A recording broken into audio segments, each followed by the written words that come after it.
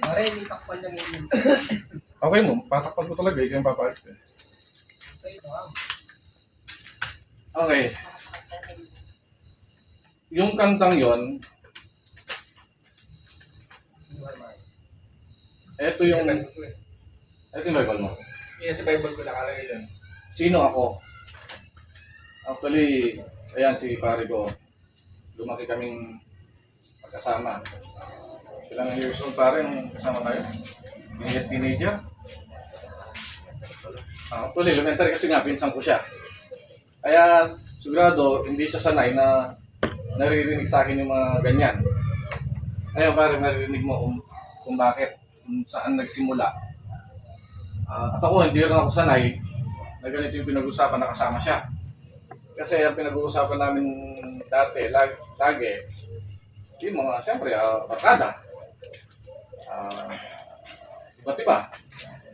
Laro. Chicks. Kasama na yun, chicks. Bisyo. Pinangunahan mo ko, pare. So, bilang Katoliko, born and raised Catholic, ayan, namulat ako since elementary, high school, and alam naman natin na may dudala. Kasi makagulot ka. Kumbaga dumaan kami sa maraming pagsubok eh. And hindi lang naman kami, lahat ng pamilya talaga dinadaanan yung mga pagsubok. Yan, alam na ni Pari ko kung ano yung mga pagsubok na yan. Then, yan, nagsisimba kami sa Catholic. Pero hindi ko nahanap doon si Kristo eh. Kasi yung hindi ko naman nila lahat, pero yung tinuturo ko kasi nila is taliwas sa kung ano yung nasa Bible. Which is yun yung natuklasan ko. Yan, kinalakihan ko, alak, babae, diba? Kamunduhan, pornography, which is palagay ko sa mga lalaki is parang ano na yun, which is normal na. Kasi nga yung lust of the flesh na sa atin eh.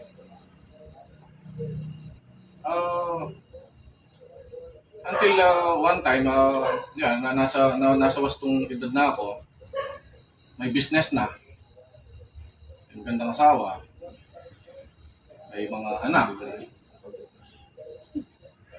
nabuo yung pamilya namin nila tatay. Okay naman, may mga business, may pera. Pero parang may kulang. At saka bakit nagsisimba kami, pero nagsisimba kami sa mga church na malalaki, pero bakit nagagawa ko pa rin yung mga nagagawa ko dati? And bakit kapag pinag-uusapang Kristo, parang may sakit akong allergy kapag pinag-uusapan si Kristo. Hindi ako magtatagal.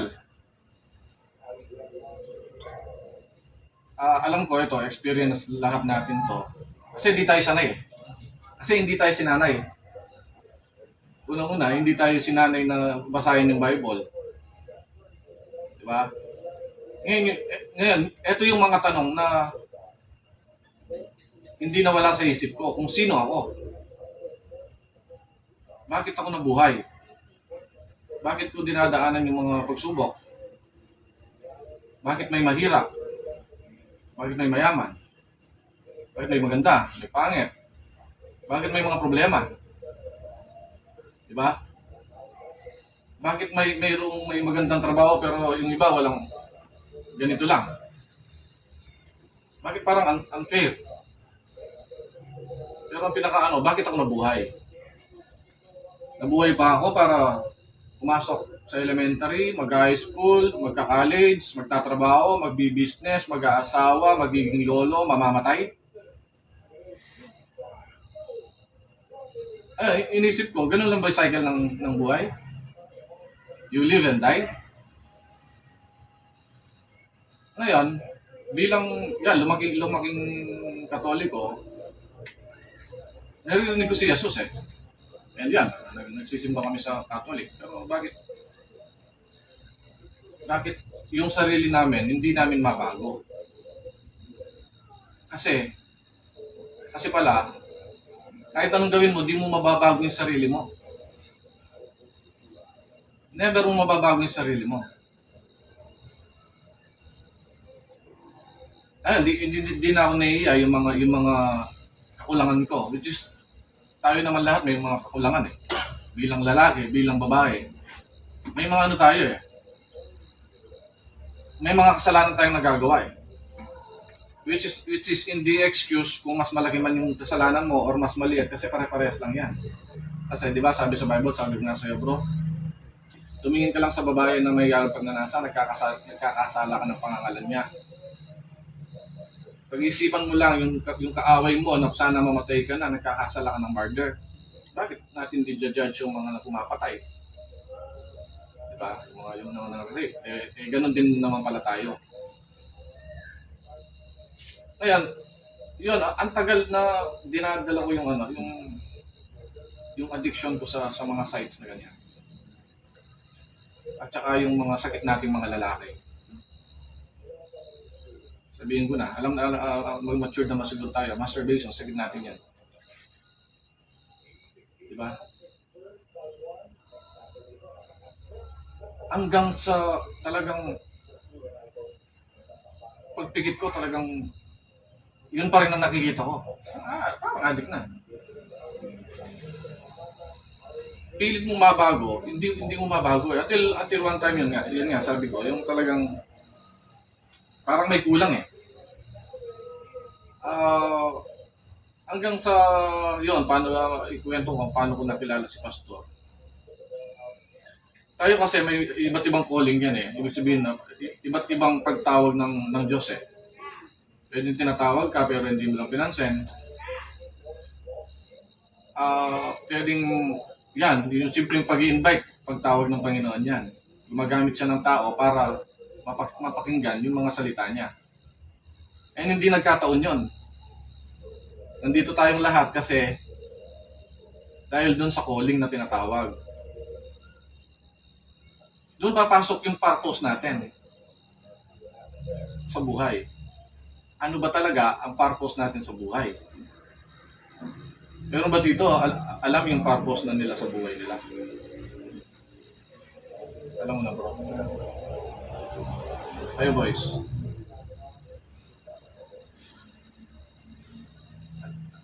Ala, di ba? Ikaw, paano mo yung purpose mo? Actually, akala natin, bulag kasi tayo eh. Bulag tayo eh. Kasi, nabuhay tayo ayon sa Bible, na dahil dun sa minanang kasalanan eh. Kaya nga, huwag mo sasabihin, may nagsabi sa akin, nakakwentuhan ko, mabait ako, pupunta akong impyerno, sabi niya. Wala akong nasagot, until nabasa ko yung Bible. Ayun, kung gusto niyo malaman kung sino kayo, kung anong purpose nyo, ito yung manual ng buhay. Which is hindi natin binabasa. Na hindi ko rin binabasa noon. Kaya napakahirap para sa akin na alisin yung mga kahinahan ko. Until yon, hanggang sa pang ilang tawag sa akin ng Panginoon, yung iba hindi ko na maalala eh. Yung second na pagtawag sa akin ng Panginoon, nagsashop ako, computer shop. May mga Christian doon na nagpapadownload ng mga MP3. Nagpapadownload sila mga Christian song. And ako bilang ako nagbabantay ng shop, tinatanong ko sila, ano kayo? Until nung dinownload ko, napapakinggan ko, parang nag-enjoy ako. Hindi ko alam kung bakit. Hindi ko pinansin yun. Pero for sure, kagaya nyo, in-invite rin nila ako. Medyo matagal na kasi 10 years ago. Ngayon, ito yung last na pagtawag ng Panginoon sa akin na talagang kung bakit ako na born again. Ibig sabihin ng born again is nabago. since printing yung business ko, dito sa May San Matias, may nakita akong printing ng t-shirt dyan. Kaya nangangailangan ko ng tie up sa printing business. Hanggang sa pumasok ko, tapos sa taas, may Grace Baptist Church, sabi. Hindi yung pakay ko yung church. Ang pakay ko is kailangan ko ng gagawa ng mga t-shirt ko. Doon ko nakilala si Pastor. Si Pastor, ano yan, nung ano namin, hindi siya nagsasalita. Eh ako, bilang negosyante, matanong ako eh. Eh, yung course ko pa naman, mass communication. Kaya, ako ba yung nag-initiate sa kanya? Pastor po pala kayo, sabi ko. Amit ko na eh, pare. Actually, pinuntahan namin si ano dati, si pare ko. Nakikita na yun. Tinanong ko siya, Pastor po pala kayo? Ako po, katoliko. Sabi ko, katoliko. Ayan, pero hindi naman po, nasabi niya yung mga tributo, yung mga, ano. Ay, hindi naman po namin sinasamba yun. Pero may isang tanong ang tumatak sa isip ko na napaisip na naman ako. Kasi iniisip ko kung sino ako eh. Kung ano ako, kung ano yung purpose ko eh. Pagkamatay ko ba, wala na? Wala nang kasunod? Yung iba sinasabi, hindi daw totoo. Paano kung totoo? Paano kung totoo may eternal life in heaven? Paano kung may totoong life in hell? Pag namatay ka na, graduate ka na. Ang kamatayan ng tao, yun yung judgment. Ibig sabihin, graduate ka na. Wala nang balikan niya. Wala nang balikan. Yan, sinasabi ng mga ibang pilosofo, hindi naman totoo yung pagkamatay mo, ayan, uuring ka lang. O sige, sabihin na natin uuring ka lang. What if totoo? Isa-sacrifice mo yung ano mo? Buhay mo? E di doon na ako sa sasabihin ko ng totoo. At least kung sakaling namatay man ako, sabi at least may pupuntahan ako. Hindi yung gagawin ko kung ano yung gusto ko dito sa lupa. Pagkamatay ko, nandun na ako, saka ako magsisisi, wala na. Baka pagdating doon, sabihin mo, buti pang nung invite ako ni Ate. At saka, pagpili lang naman eh. Di ba may free will tayo? Anong pipiliin mo? Yung mabuti o masama? Yun yung wisdom na binigay sa akin ni Lord. Na yung pagpili.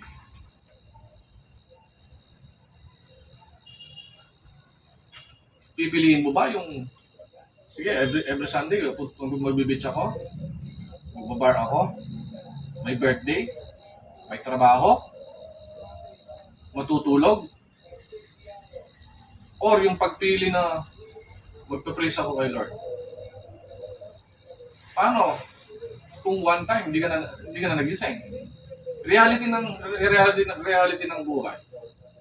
Hindi natin alam kung hanggang kailan tayo, kaya nga may namamatay ng bingot pa lang, baby pa lang.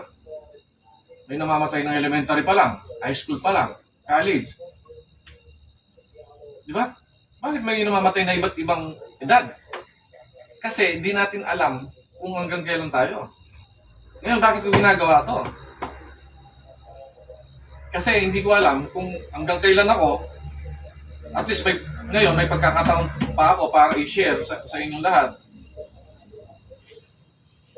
Yung salvation. Di ba? What if namatay ka sa kalayuan?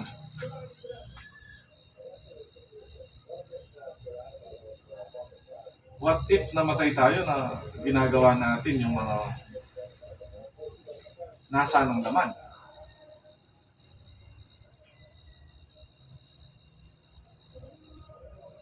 Ngayon, bilang Kristiyano, kaya namin ginagawa to. Kasi kung halimbawa ay kami, sigurado na kami sa salvation namin. At alam namin kung saan kami pupunta. Kasi bilang Kristiyano, alam namin kung saan kami pupunta eh. Although hindi kami perfect eh.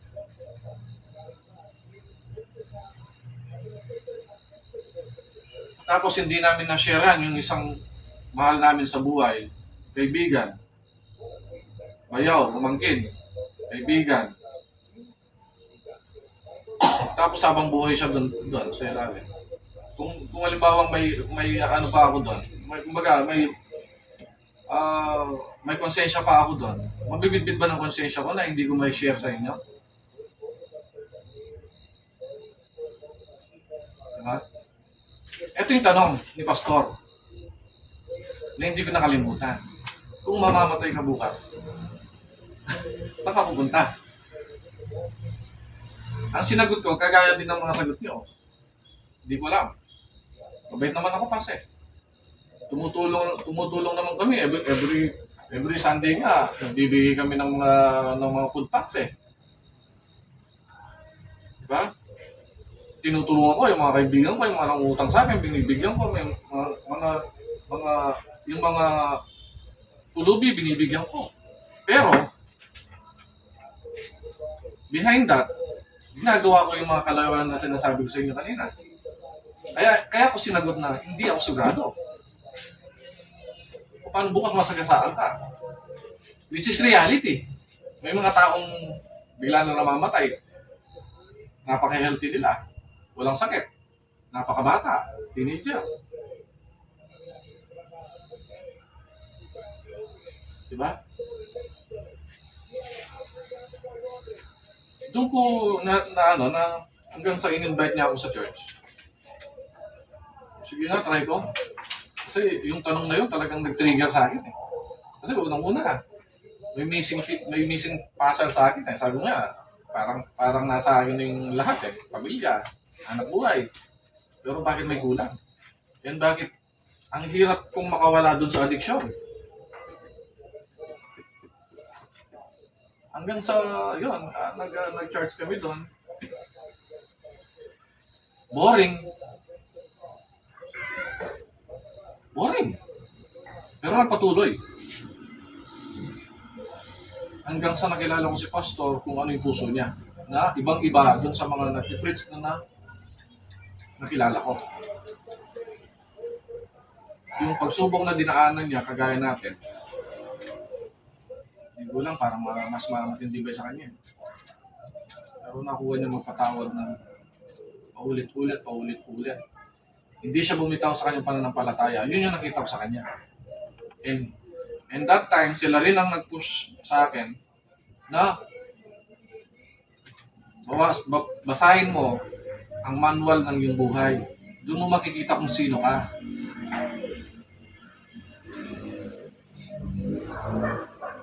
Ngayon, nung nabasa ko yung Bible,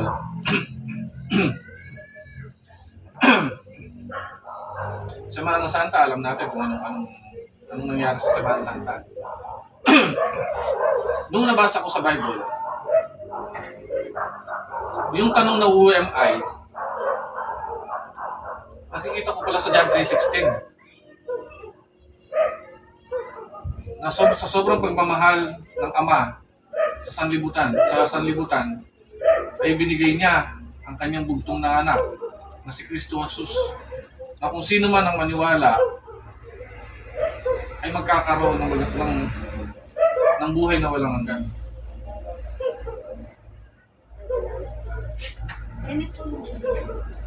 Hindi po. Ay. Brother Alex. Ito nga ba yun? Ay, kape po. Magdap sana po. Ay, Maglinis ka na. Ulit ang makasalito kaso si kape na kung tayo.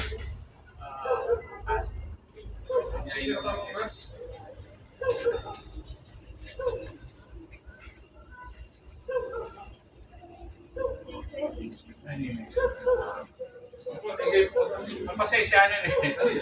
Pasensya na. Ay, sasalo ko yung mga masahe na sa lecture ay naikot dito. Sige. Sige. ayun. Ingat po, Brad. Andyan talaga niya pa ako, banto. Ah, Paano gusto magkape? ayan. Maninay ka rin. Sige. Ayun. Bilang Katoliko na naka-highlight sa atin yung Semana Santa, yung pagkapako sa krus ni Kristo and pagkabuhay na muli. Yun pala yung makakasagot sa tanong ko kung sino ako. Ako lang naman pala yung dahilan kung bakit pinako si Jesus sa krus ng Kalbaryo para tubusin yung mga kasalanan natin. Kasi lahat tayo, di ba? Makasalanan, wala namang... Huwag mong sabihin mabait ka, or pari ka, or pastor ka, nagkakasala ka. Or matulungin ka. Kaya nga yung sinabi ko kay pastor na tumutulong ako, namibigay ako, puro ako.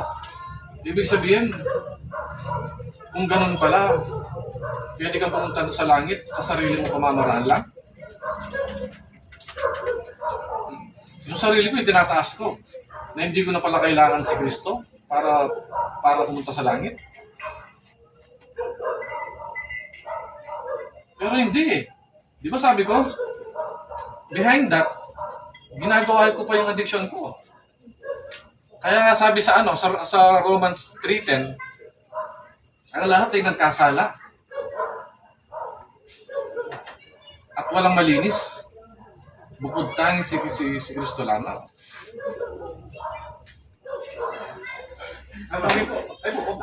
Kami message ang brother Romero, okay na yung nalinis din tayo. Ay, okay na po. Oo, kanina. Sige.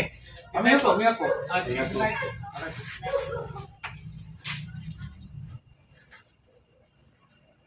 Sana. So yun, nasagot kung sino ako. Ngayon, ano yung purpose ko? Dalawa kasi, sino ako? At ano yung purpose ko? Bakit ako nabuhay? Kagaya ba ng sinabi ko kanina? O, mag-elementary ako, pagkatapos mag-high school, magka-college, magtatrabaho. Manyasya po. Magpa-farming, tapos mamamatay. O pagkatapos na ano? Ay, hindi naman totoo yan. Baka wala naman yan. Pag namatay tayo, mamamatay din naman tayo. Kaya gagawin natin yung anong gusto natin eh. Papakasarap tayo eh. Mamamatay din naman tayo.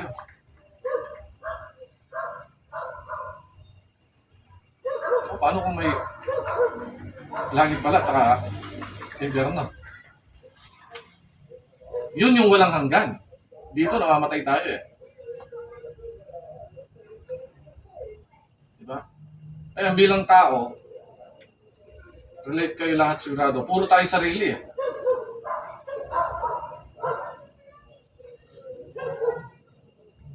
Pagpapayaman, puro trabaho, gimmick, yung mga bisyo natin na hindi natin mabitawan.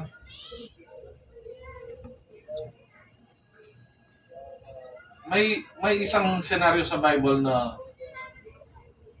may isang mayaman na dahil marami na siyang naipon, nagpakasasa na siya. Anong ginawa ng Diyos? Hangal, sabi pa niya. Hindi mo alam, kukunin ko na yung bukas, kukunin ko na yung buhay mo.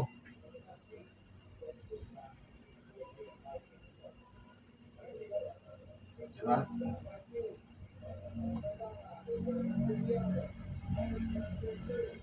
Dalawa lang naman ng rules sa Bible eh. And yung dalawang rules na yon is yun na yung 10 Commandments. Yung 10 Commandments kasi is nabubuo lang ng dalawang shortcut ni Jesus. Yung una, love your God. Pangalawa, love your neighbor. Ayan, sige. Mahal mo na si God. Nag-church ka, kagaya namin. Tinanggap na namin si Kristo bilang sarili naming Diyos at tagapagligtas. Sigurado na kami sa kaligtasan namin. 100 ko. Kagaya namin, talagang commitment namin kay Lord. Talagang fully surrendered na kami. Kaya, anytime, sabi ko nga, parang excited na kami bilang Kristiyano eh. Kasi dito, dami problema. Kagaya namin, ang problema namin. Hindi ko ma-imagine kung gaano kalaki. yung pinakamabigat na problema na financial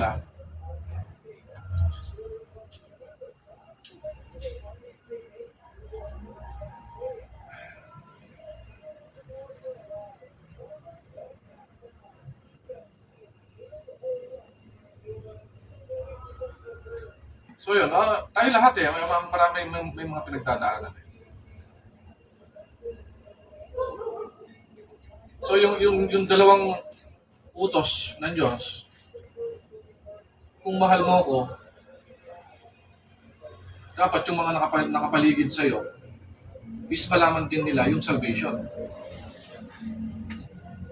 Kasi hindi nga natin alam.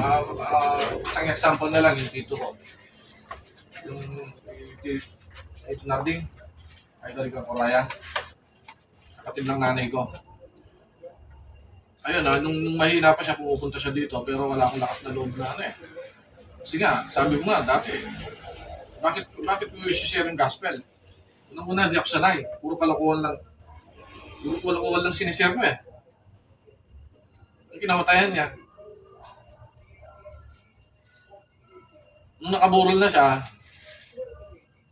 doon ako nagsisi kasi wala nang balikan eh. Graduate na eh. Kapag graduate ka na, kung doon ka. Hindi ko masasabing doon siya. Sila lang nakakalam niya. Si Cristo lang, tsaka siya.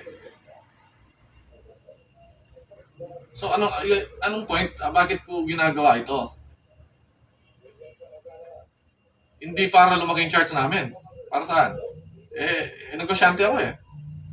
Hindi para magkapera. Wala nga kami natatanggap eh. Minsan nga, kaming magkakasama, may architect, may engineer. Kumbaga, nakakaangat siyang buhay, pero anong ginagawa namin sa church? Yung pinakamababang trabaho, ginagawa namin church. Paglilinis sa bakuran, pag-grass cutting. Talagang pag nandun kami, pawis ang kami. Bakit namin ginagawa yan? Ang iba, sinasabi nila, borbolen. Kung ano ka na sinasabi ng iba. Hindi nyo nasabing portfolio. Ano mo kasi napapaan yun eh. Borbolen parang sira uli. Pero tingnan mo. Yung taong sinasabihan mong borbolen, ano yung testimony niya? Ano ugali niya? Sira ba yung tuktok niya? Nakakaperwisyo ba siya? Nakikita mo ba siya kahit saan na siga-siga o nagsusugan o anong ginagawa? Hindi nila alam yung salitang borbolen or born again kasi. Born again pare. Nasa Bible. Ipinanganak na muli. Ano yung ibig sabihin ng pinanganak na muli? Nung nakilala mo si Kristo, yung dating ikaw wala na. Kasi binago ka na niya at may personal relationship ka na sa kanya. Imagine, sasabihin ko may personal relationship ako kay Kristo. Born again na ako. Then ginagawa ko pa yung mga dati ko.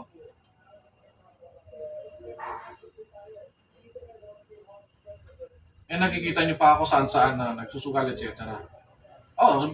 Yun, tawagin mo kong borbolen, okay. Diba? Kami kasi, tuloy kami, ako personally, at saka yung mga kapatid na yan, sila brother Alex, lagi namin tinetestify na hindi kagaya noon na takot kami. Diba? Please silent your phone. So yun, yung mga barkada ko dati, yung mga ewan ko nung birthday, nung birthday ko hindi sila mahingi sa GC pare. Dati September pa lang, pare siya tama. Ilang bote. Tsaka dati, puro business, yung nasa wall ko. Siguro nagtataka sila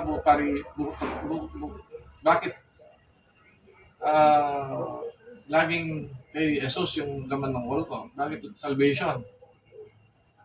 Dahil napag-aralan ko na yung Bible, hindi ko sinasabing master ko yung Bible, napag-aralan.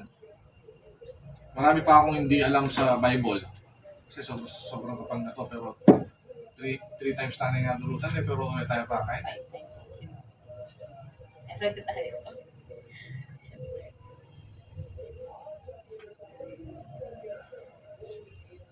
Yun yung sagot kung bakit yung dating kilala nila na ako is hindi na. Kasi sinasabi pa, pastor ako anong masama kung yun yung gusto niya. Kasi dati, ako yung may control sa sa buhay ko Gagawin ko yung gusto ko, nagpapasaya sa akin Pag papayaman ako, yun yung ultimate goal ko. Tinanong ako nung college, tatanong din sa'yo rin. 10 years from now, what do you want to become? Alam yung sinagot ko? I want to own my own business. And I want to be a millionaire. Nagkatotoo naman. Siyempre, yung goal mo Kasi pag may sinusundan kang goal, talagang aatakin mo yan nagka-business ako. Nagka-investment ng mga lupa.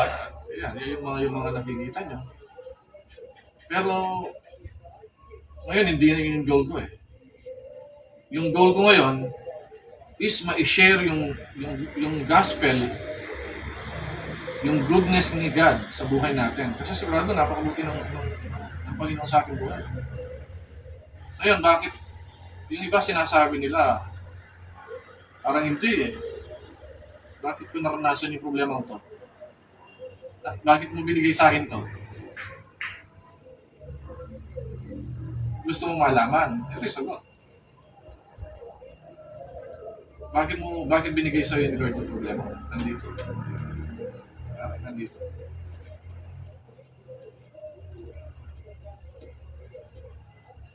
Una-una, kasi gusto niya kaya binigay sa atin yung problema yan. Kasi gusto niya tayong tawagin. Pero sadyang tigas po ng tao Kasi nga may free will tayo It's between sarili mo and yung Diyos na hindi nakikita. Diba? Sarili mo. Siyempre, kung hindi mo alam yung hindi mo binasa yung Bible, mas importante yung sarili mo. Kailangan kong kumita para sa mga anak ko.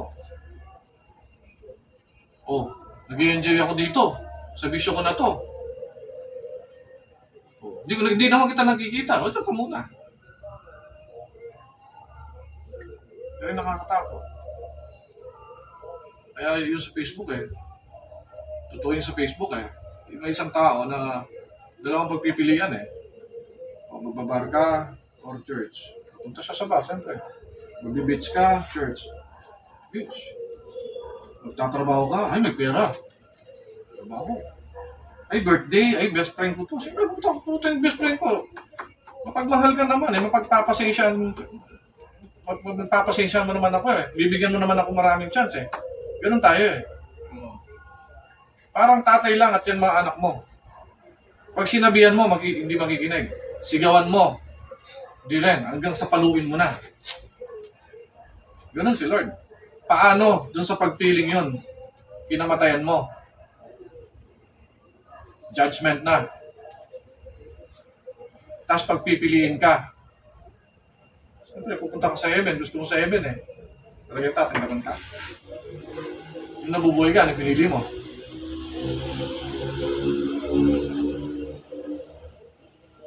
Ano yung pinili mo nung nabubuhay ka?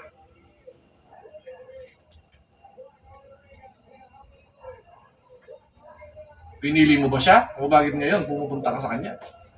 Ba't ayaw mo sa walang hanggang torment? Sa walang hanggang pagpapasakit?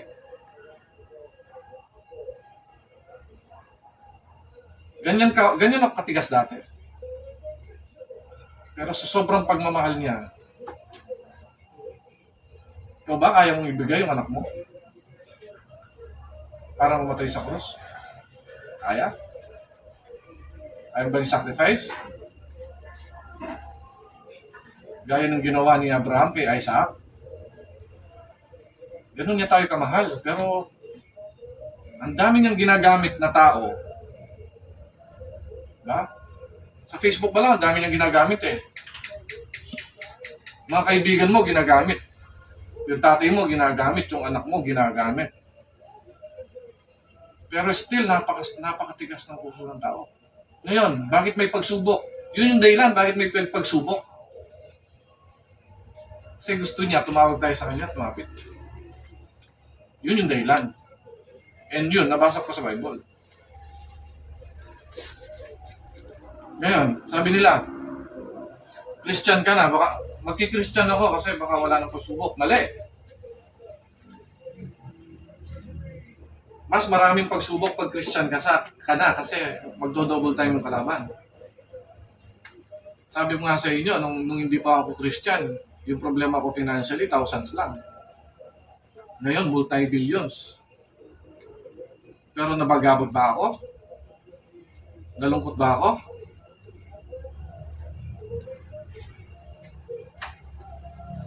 Para mas maintindihan nyo,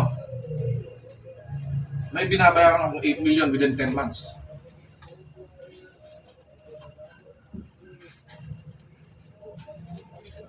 Pero ano yung sabi ko kay Lord? Ganito lang kaliit yun eh. Yung Los Angeles, California namin. Diba? Dahil sa isang iglap niya, sinununog niya lahat eh. Makayamanan na yun eh. Lahat kaya niyang bigay. Kaya ipagkatiwala sa kanya. Yun yung pagkakaiba. Mas sinusubok kami mga Christian. Kasi alam ng kalaban na magagamit kami gaya ng ginagawa namin sa inyo. Hindi ko ginagawa to para magpastor. Wala sa isip ko yan. Pero sabi ko nga, kung dati ako yung may hawak ng buhay ko, ngayon, siya na. Kung will niya, magpapagamit ako sa kanya. Ayun, kung di ako magpapagamit sa kanya, wala ako dito. Ano mapapala ako? Kakapayra ba ako sa inyo? Hindi. Tanong. Bakit ako lagi hindi tumitigil para gayahin kayo? Bakit hindi ako tumitigil mag-post? Hindi para sa akin. Wala akong mapapala dito, pero doon meron.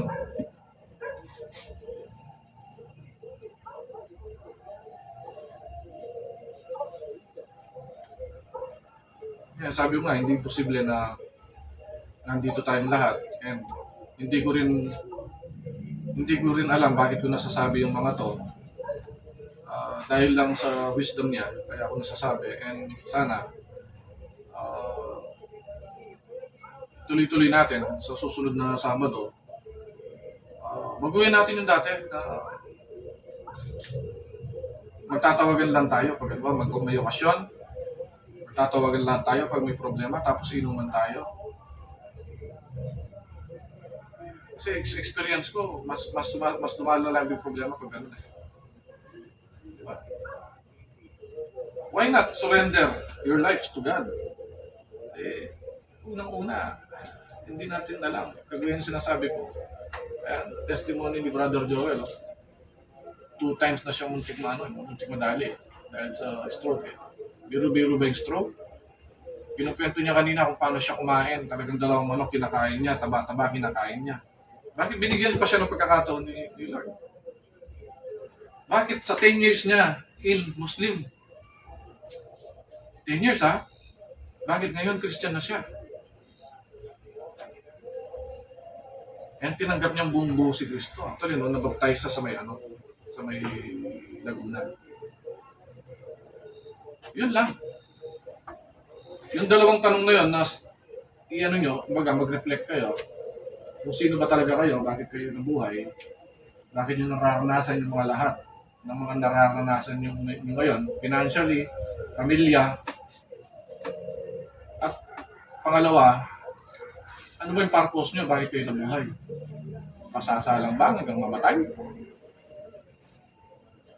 Tapos pag-judgment na. nakakaawa lang. Yun yung purpose namin eh. Kasi kaya namin ginagawa to. Kasi napaka-importante. Ito yung pinaka-importanting dapat malaman ng isang tao. Kasi nabulag tayo sa teachings ng mga religion eh. Hindi to, wala kami tinataas na religion. Wala kami tinataas na religion kundi yung relationship sa kay Kristo lang. It's okay na hindi kayo makasama, pero at least yung part ko, kung sakali man, na dumating tayo, at darating talaga tayo doon sa kamatayan. Hindi lang natin alam. Sabi nga ni Pastor, nung nagsasalita siya dyan, hindi natin alam, bukas o makalawa. Isa sa atin, pwede mawala. Eh, hindi kami nananakot. Realidad ng buhay. May mga kamag-anak tayo, mga kaibigan, namatay, di ba? Oo, no.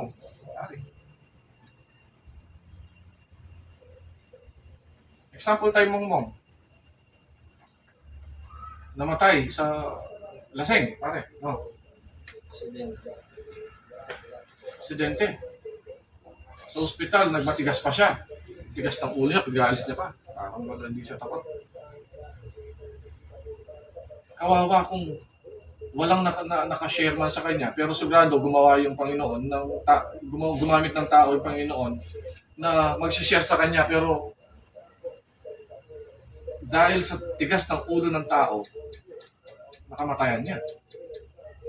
Yun yung masakit, yun yung mahirap.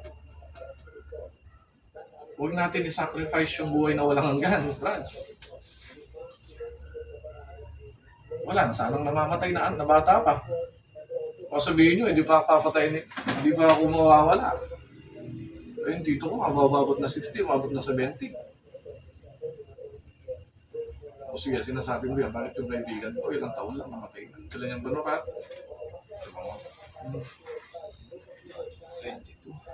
22.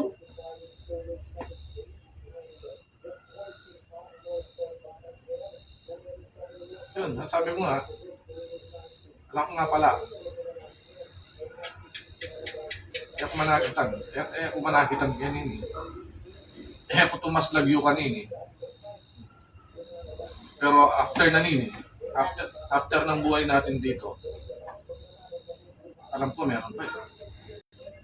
Bakit alam ko? Bakit sigurado ako? Hindi pa nangyayari, like yung kay Jesus. Hindi pa nangyayari, nasulat na sa Psalms. Bakit? Nahula. Sabi nila, square ang mundo, flat. Bakit sa Book of Genesis? Bilog daw.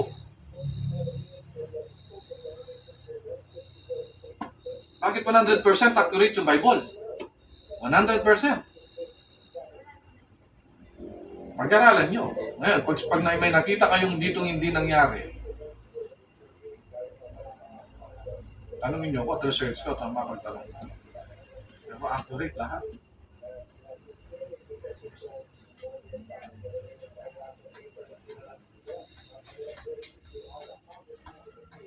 So yun,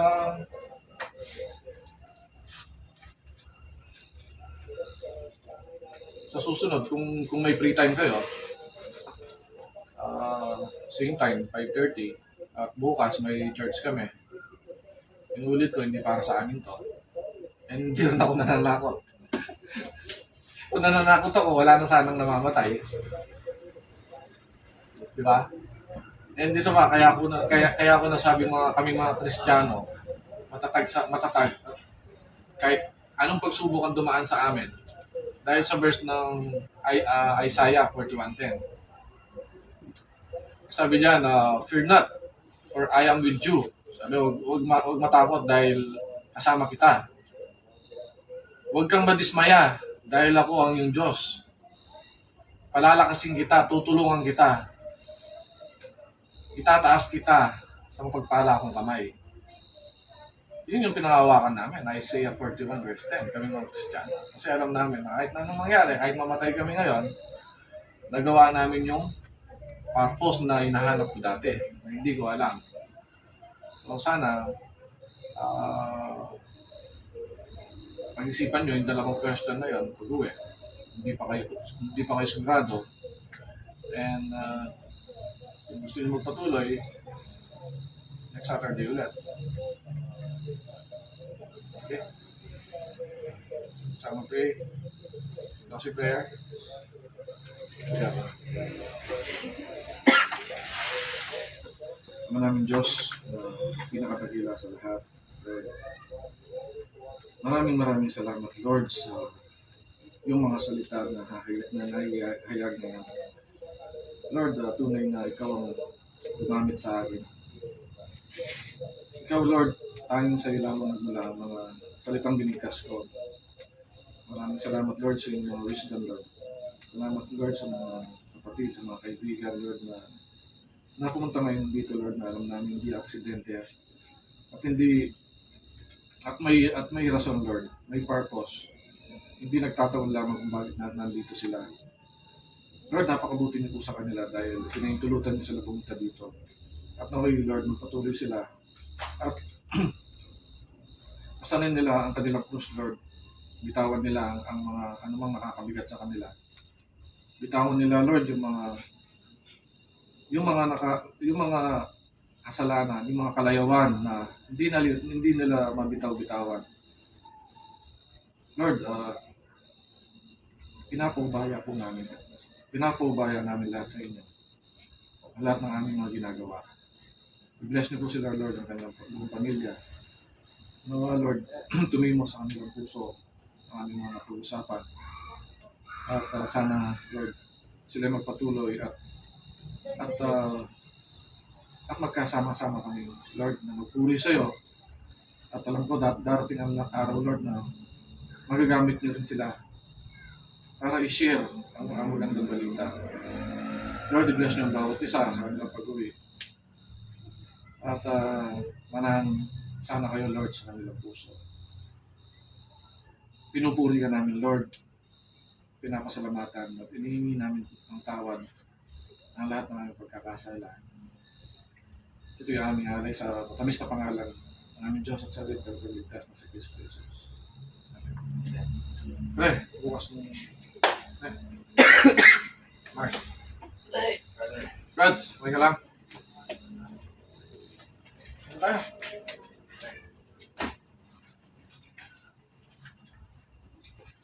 Tinumama ko suntok. Yan talaga pag ano. Buli na. Brads, ulit na ano? Ha? Papatutod? Yan yung papatutod ka. Ha? Bukas. Ha? Mars, nakabukas na. Good evening.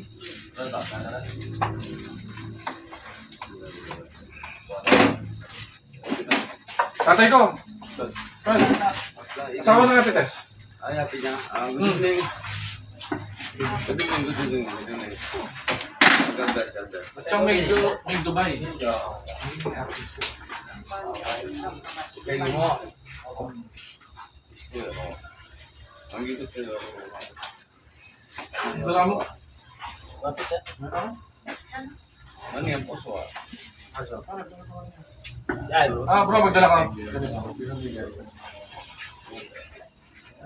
Nawala na. Di ba? Wala rin. Tagal yung mga plastic. Kaya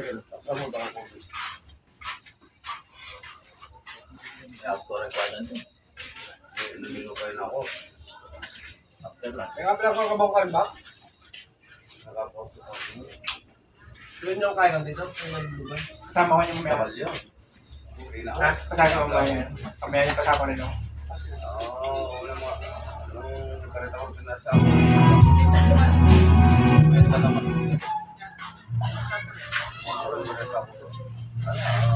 Ano ba lang? Diba? Ay, sa ako man. Ay, sa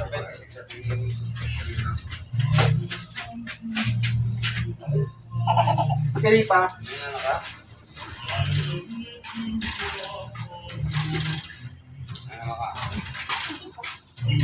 Mamon.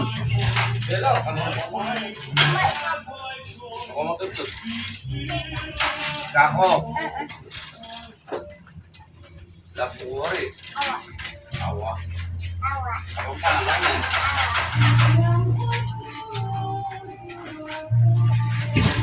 Bingga mo. Lubog mo. Hindi. Bingga.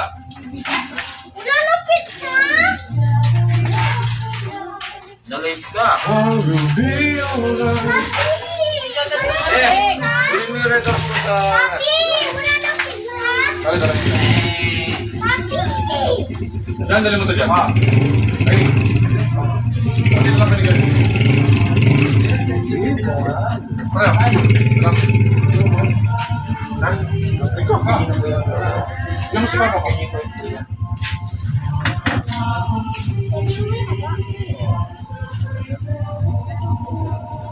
Sunday.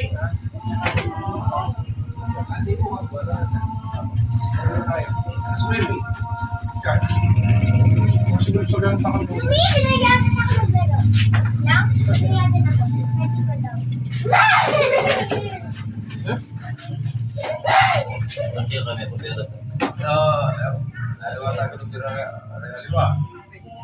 Parang doon may punta, puro itong itong... Talaga, rin yung Hindi, okay lang.